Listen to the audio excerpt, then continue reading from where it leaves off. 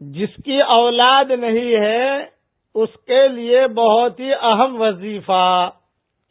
اب سنیے، لوگ بہت شکایت کرتے ہیں کہ مولوی صاحب 8 سال ہو گئے کوئی اولاد نہیں ہے، 15 سال ہو گئے کوئی اولاد نہیں ہے.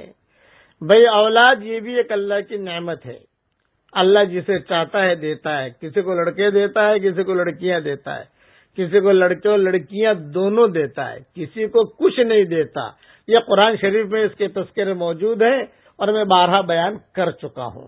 لیکن ایک وظیفہ جو سلف صالحین نے بیان کیا ہے، اور میں نے میری کتاب بکھرے موتی جلد 3 صفحہ نمبر تو مجھے یاد نہیں، لکھا ہے میں نے، وہاں دیکھ لیا جائے.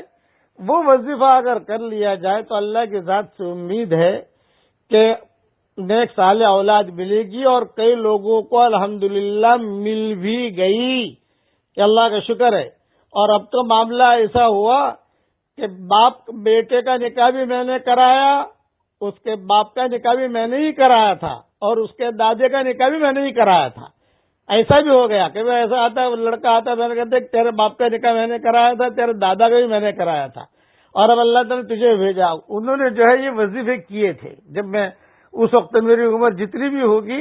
لیکن اب یہ یہاں تک تو معاملہ پہنچ گیا ہے کہ جب بھی کوئی آتا ہے تو میں کہتا ہوں تیرا باپ کا بھی نکاح میں نے پڑھایا تھا، دیکھ تیرا باپ سامنے بیٹھا ہے، اور تیرا دادا کا بھی میں نے پڑھایا تھا، دیکھ تیرا دادا بھی بیٹھا ہے سامنے.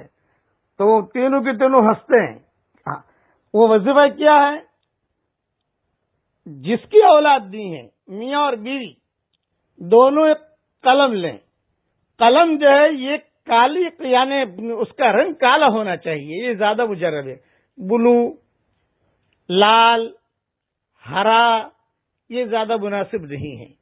کالا، جیسے کتابوں کے اندر کالا، جو قرآن شریف دیکھو آپ کو لال پرنٹ نہیں ملے گی اس میں کالے حروف ملیں گے آپ کو. کسی بھی قرآن کو اٹھا کے دیکھو تو یہ کالے کا ایک اثر ہے لکھنے کے اندر.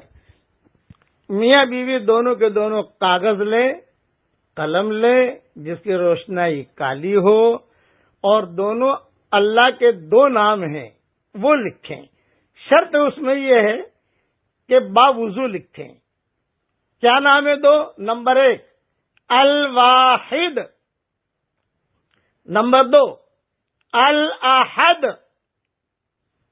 بیوی نے لکھ لیا، شوہر نے لکھ لیا، اپنا اپنا پرچہ اپنے پاس رکھو. اب لکھنے کے لیے کون سا ٹائم زیادہ اچھا ہے، پیریڈ کون سا اچھا ہے؟ پورے سال میں کبھی بھی لکھ سکتے ہیں، لیکن سب سے زیادہ اچھا گولڈن پیریڈ رمضان المبارک کے مہینے کا پہلا جمعہ ہے. یہ علماء نے لکھا، یہ حدیث میں نہیں ہے یہ نسخہ بھائی، یہ تجارب الصالحین ہے. تجارب الصالحین قیامت تک چلیں گے، یہ ذہن میں رکھنا. پہلا جمعہ چھوٹ گیا، سبق نہیں پہنچا تھا، بھول گئے، غفلت ہو گئی، دوسرا جمعہ، تیسرا جمعہ، چوتھا جمعہ، بس. یعنی یہ ایسا یہ پیریڈ اس کا کم ہوتا جائے گا. لیکن پہلا جمعہ میں آدمی لکھ لے، ایک مرتبہ لکھنا ہے بس، اور اپنے پاس رکھنا ہے اسے.